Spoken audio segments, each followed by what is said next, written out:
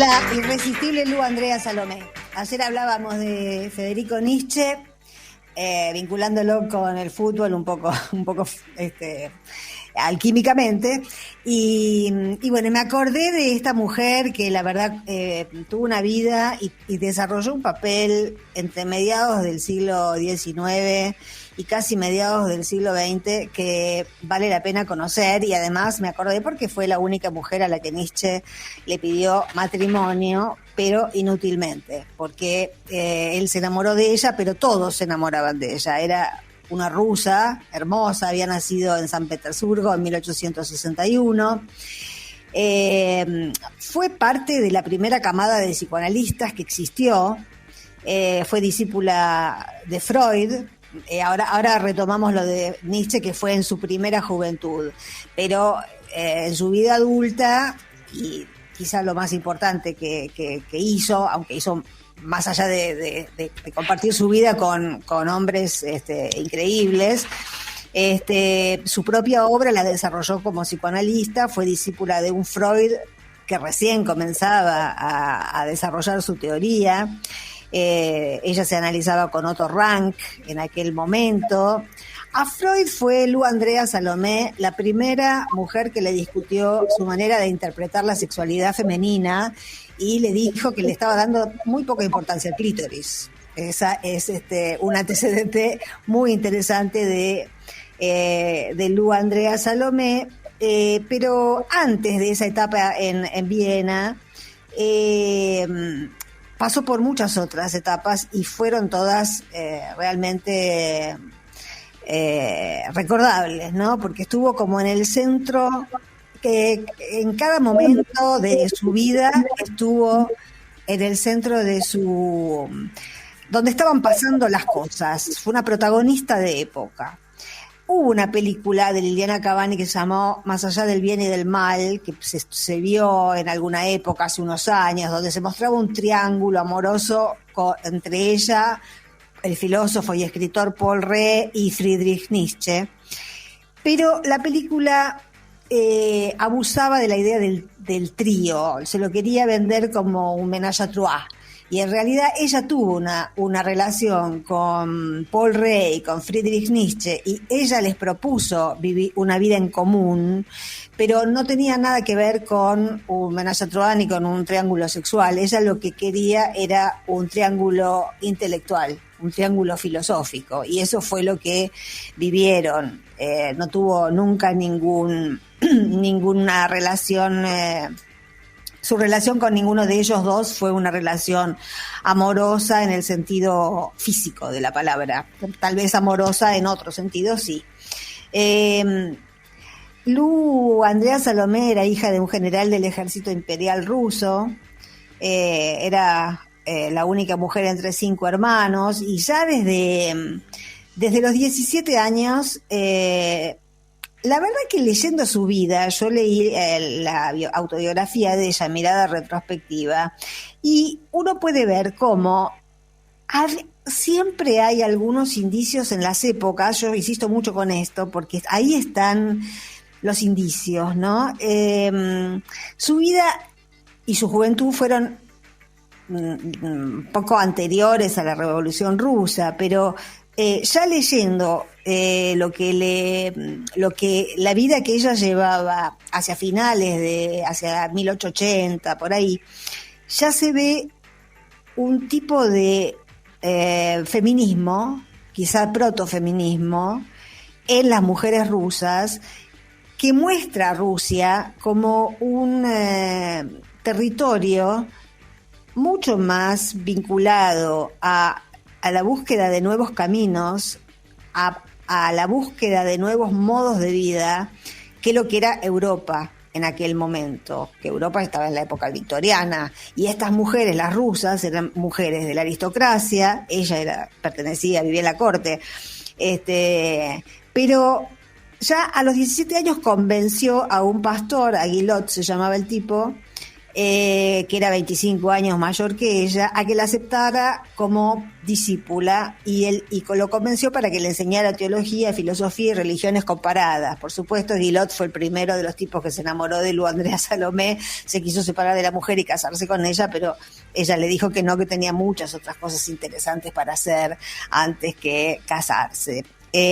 Bueno, sí, fue una mujer fatal, sin ninguna duda, porque si no, no puede ser tanta coincidencia cuando uno va leyendo su historia.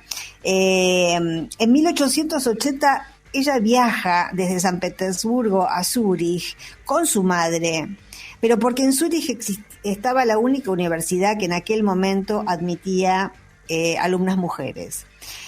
Cuando tenía 21 años, fue ahí que los conoció. Primero lo conoció a Paul Rée y después lo conoció a Nietzsche. Por supuesto, Paul Rée ha pasado un poco a la historia, pero Nietzsche no era el Nietzsche que es ahora para nosotros. Era simplemente un alemán un poco raro, un poco loco, un poco disruptivo, que tenía algunos arranques de emotividad que ella los comprendió. Su primer libro fue sobre la obra de Nietzsche. Ya dije que él le ofreció matrimonio, pero ella no lo quiso. Terminaron viviendo los tres juntos y de ahí hay una foto que es la tapa de Mirada Retrospectiva. Es una foto histórica que es el trío, los tres, Rée, Nietzsche y Lu. Ella, los dos en un carro, ella con un látigo, y de ahí sale la frase de Nietzsche: si vas con mujeres, no olvides el látigo.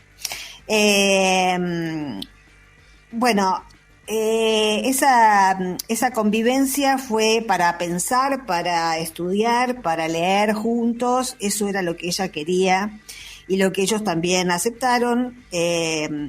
Fueron un par de años y después Lu se casó con Karl Andreas, que era un alemán que fue su marido toda su vida, hasta que él murió. Se casaron en el 1887 y él murió en 1930, pero fue un matrimonio célibe.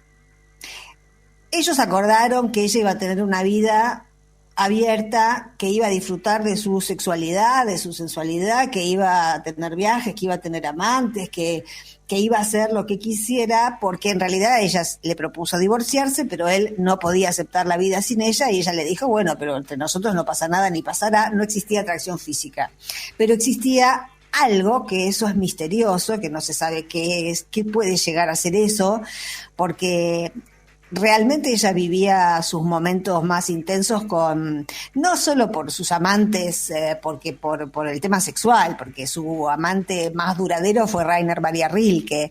O sea, no eran chongos, eran los genios de la Strindberg, eran los genios de la época. Ella vivía muy intensamente su vida con esa gente, pero con Andreas volvía siempre, nunca después se quiso divorciar, y después que murió pidió ser enterrada con él. Como decía recién, tuvo muchísimos amoríos, pero la pareja más duradera fue Rainer Maria Rilke, que era 15 años menor que ella. Estuvieron juntos en pareja durante muchos años. Hay un capítulo del libro que es maravilloso, que es un viaje a Siberia que hacen los tres, el marido, Karl Andreas, Rilke y Lu Andrea Salomé, y los tres, uno se imagina en esa época la adversidad, ¿no?, de un viaje a Siberia, van a conocer a Tolstoy y a Pushkin. Una delicia como ella narra, y ella observa eso es una observación de ese libro que yo leí hace muchísimo, pero siempre me quedó una observación que fue fruto de una conversación que tienen los tres, el marido, el amante y ella, en uno de esos, mientras están viajando por Siberia, sobre la religiosidad de los campesinos, porque ellos van a la Siberia campesina, a tener la vida y a llevar la vida de los campesinos, que era lo que estaba haciendo Tolstoy en aquel momento. Y entonces ella dice que la religiosidad del pueblo ruso era tan fuerte y se vivía tan hondamente, y esto lo dice cuando ya asomaba la caída de los Ares y el arribo de la revolución.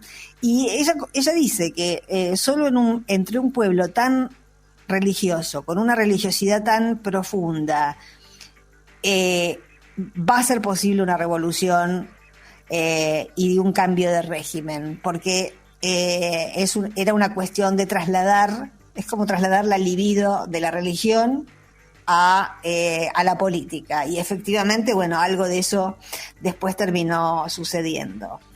Recién en 1911, ya madura, pero y formada muy formada intelectualmente, conoce a Freud en Viena y es la primera mujer aceptada en el círculo psicoanalítico de Viena. Con Freud fueron amigos toda su vida.